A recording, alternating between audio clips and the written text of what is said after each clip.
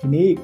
ကျွန်တော်ပြပေးမှာက AI သုံးပြီးတော့ဘယ်လို profile picture ကောင်းကောင်းလေးလုပ်လို့ရလဲဆိုတာပေါ့နော်အဲ့တော့ဒီဟာကိုအရင်ဆုံးဒီလိုမျိုး profile picture လှလှလေးတွေရဖို့တော့ဘယ်လိုမျိုးစလုပ်ရလဲဆိုတော့အရင်ဆုံး AI ကျွန်တော်တို့က3-4ခုလောက်ကျွန်တော်သုံးကြမယ်အရင်ဆုံးသုံးမှာ DeepSeek ကိုမလုပ်ရမယ်ဆိုတော့ဒီမှာဒီလိုမျိုးမိလိုက်ဒီမှာ cryptocurrency နဲ့ပတ်သက်တဲ့ Facebook page တစ်ခုအတွက် MISA profile picture တစ်ခုလိုချင်တယ်အဲ့ဒါ ChatGPT ကိုခိုင်းဖို့အတွက် prompt ထုတ်ပေးဆိုပြီးကျွန်တော်ပြောလိုက်โอเคအဲ့ဒါလို့ရှိရင်ဒီကောင်ကဘာပြလဲဆိုတော့ဒီမှာ prompt ကိုသူကထုတ်ပေးလိုက်ပြီเนาะဒီမှာကြံပြုထားတော့ prompt ဆိုပြီးတော့ဒီကနေစပြီးဒီထုတ်ပေးရတယ်เนาะမြန်မာလိုလိုလို့ရှိရင်ဒီမှာရေးပြီးပြောထားတယ်ဟော ChatGPT ကတော့လက်ရှိမှာမြန်မာလိုသုံးသိမကောင်းဘူးအဲ့တော့ဒီအင်္ဂလိပ်လိုစာကို copy ကူးလိုက်တယ်ကူးပြီးလို့ရှိရင် ChatGPT ကိုတွားပြီးတော့ခိုင်းတယ်ပေါ့နော်ဒီမှာဆိုလို့ရှိရင် ChatGPT ကိုခိုင်းထားတယ် okay ChatGPT ကိုခိုင်းတာကဘယ်ရပြတော့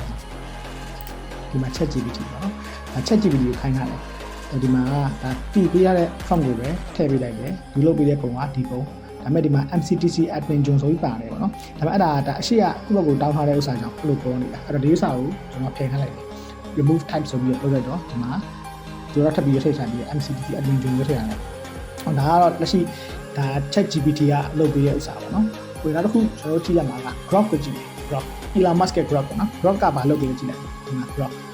ကလည်းဒီ form ပဲဟောဒီ form ပဲဒီ prompt ပဲကျွန်တော်သုံးထားတယ်ဒါပေမဲ့ Grok လုပ်ပေးတဲ့ကောင်ကနှစ်ခုလုပ်ပေးတယ်သူကအစိုးတော်တော်လေးလာလို့ပြောရမယ်ဒါ live တွေလည်းမိုက်တယ်ဒါဆိုလို့ရှိရင် Bitcoin ပုံတော့ create လုပ်ထားတယ်ပေါ့နော်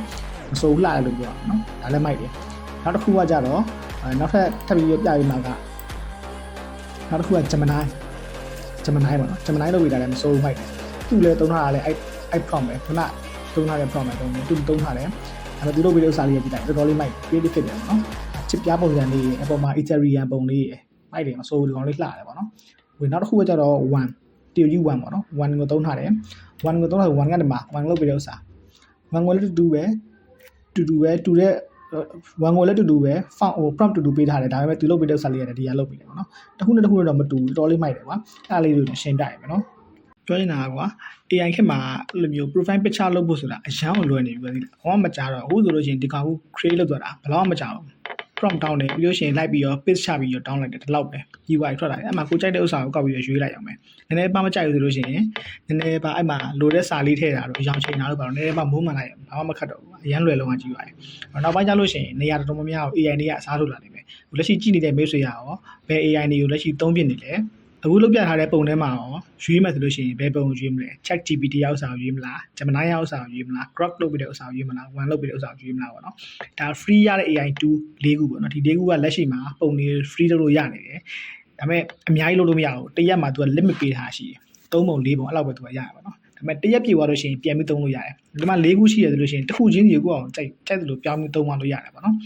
အဲ့တော့ဒါဘယ်ဟာကိုသုံးပြလဲဘယ်ဟာကိုကြိုက်တယ်အောက်မှာ comment မှာမှန်းခဲ့လိုက်ပါညင်းခဲ့လို့လည်းရပါတယ်